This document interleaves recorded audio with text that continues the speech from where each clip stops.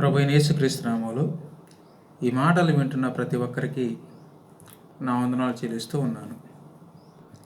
క్రీస్తునందు ప్రియమైన వాళ్ళారా, సహనము అనేటువంటి పాఠంలో గత 2 వీడియోల్లో మనము వింటూ ఉన్నాము. ఈ వీడియోలో 3వ భాగాన్ని మనము వింటూ ఉన్నాము. పాఠంలోని మొదటి భాగాన్ని మనము ఆలోచన చేసినట్లయితే, సహనం గూర్చి క్రీస్తు తన శిష్యులకు బోధించుట. మత్తయి సువార్త 5వ అధ్యాయము 39వ వచనం నుండి 41వ వచనం వరకు మనం చదువుకున్నట్లయితే, నేను మీతో చెప్పినదేమనగా, దుష్టుని ఎదిరింపక నిన్ను కుడి చెంప మీద కొట్టువాని వైపునకు ఎడమ చెంప కూడా తిప్పుము. ఎవడైనను నీ మీద వ్యాజ్యము వేసి నీ అంగి తీసుకొని గోరిని ఎడల వానికి నీపై వస్త్రము కూడా విచ్చివేయుము. ఒకడు 1 మైలు దూరం రమ్మని నిన్ను బలవంతము చేసిన ఎడల వానితో కూడా 2 మైళ్ళు వెళ్ళుము అంటాడు. తన ప్రజల హృదయాల్లో ఆయన నెలకొల్పే ఆధ్యాత్మిక సామ్రాజ్యంలో అనుసరించవలసిన న్యాయ నియమం గురించి ఆయన మాట్లాడుతూ ఉన్నాడు. తన రాజ్యంలో ప్రజలు సహనము కలిగి ఎలా ఉండాలో బోధించటం మాత్రమే కాక, ప్రతికూల పరిస్థితుల్లో ఎలా ఉండాలో జీవించి చూపించాడు. సహనం కలిగి ఉండడం మూలంగా మనము ఓడిపోయినట్లు కాదు, అలాగని హింసను ప్రోత్సహిస్తున్నట్టు కాదు.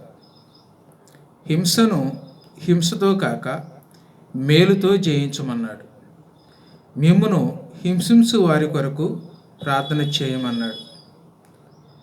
క్రైస్తవులు తమ హక్కుల కోసం పోరాడకుండా 40-41 వచనము చెప్పిన విధంగా అవసరమైతే నీ సొత్తును కోల్పోమన్నాడు కానీ దానికోసము పోరాడమని చెప్పలేదు.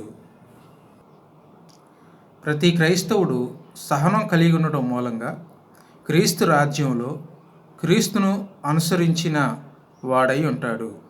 సహనం లేనివాడు క్రీస్తు రాజ్యానికి వెలుపల ఉన్నారు. పాఠంలోని 2వది, సహనం కలిగిన వారు సొంత ప్రయోజనాలు చూచుకొనరు. 1 కొరింథీయులకు రాసిన పత్రిక 13వ అధ్యాయము 5వ వచనాన్ని మనం చదువుకున్నట్లయితే, అమర్యాదగా నడవదు, స్వప్రయోజనము విచారించుకొనదు, త్వరగా కోప్పడదు, అపకారము మనసులో ఉంచుకొనదు. క్రీస్తు రాజ్యంలో ప్రజలు ఒకరి పట్ల ఒకరు ప్రేమతో ఎలా మసలుకోవాలో పౌలు ఇక్కడ వ్రాస్తూ ఉన్నాడు.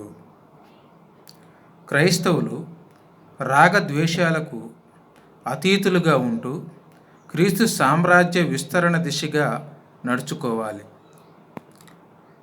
ప్రేమ ఎప్పుడు అమర్యాదగా అంటే అయోగ్యంగా, సిగ్గుకరంగా అని కూడా మాట్లాడుకోవచ్చు.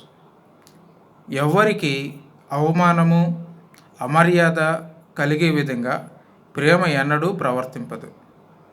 సొంత ప్రయోజనం లోకం దృష్టిలో విలువైన వాటిని అంటే డబ్బు, ఆస్తులు, ప్రఖ్యాతి, పదవి, పొగడ్త లేక అధికారము మొదలైన వాటిని ఎప్పుడూ ప్రేమ కోరుకోదు. దానికి పేరాశ లేదు. ఇది ఇతరుల మేలును మాత్రమే కోరుతుంది. క్రీస్తులో దీన్ని చూస్తాం. ఆయన అనుసరించే వారిలో కూడా ఇది కనిపించాలి. క్రీస్తులో సహనం, ప్రేమ, క్షమాపణ ఇవి ఉన్నాయి. ప్రతి క్రైస్తవుడు వీటిని కలిగి ఉండడం మూలంగా క్రీస్తు కలిగిన వాడై ఉన్నాడు. ఇవి లేని ప్రతి క్రైస్తవుడు క్రీస్తుకు వెలుపల ఉన్నాడని గుర్తుపెట్టుకో. ఇదే వాస్తవం. సహనము అనేటువంటి పాఠాన్ని ఈ 3వ భాగం ద్వారా మనము ముగించుకుంటూ ఉన్నాము. దేవుని చిత్తమైతే మరొక వీడియోలో మనందరం కలుసుకుందాం. అంతవరకు దేవుని కృప మనందరికీ తోడైండును గాక. మీ అందరికీ వందనాలు. క్రైస్తవులైన ప్రతి ఒక్కరికి ఈ సమయంలో ఒక మనవి. క్రీస్తుని ప్రియమైన వారులారా, మీరు వింటున్నటువంటి ఈ ఆధ్యాత్మికమైనటువంటి విషయాలు మీ ఆత్మ సంబంధమైన జీవితానికి ఉపయోగకరంగా మీకు అనిపించినట్లయితే జస్ట్ మన ఛానల్ని సబ్స్క్రైబ్ చేయండి, లైక్ చేయండి. ఈ పని కొరకు ప్రార్థించవలసినదిగా మీ అందరినీ కోరుతూ ఉన్నాను.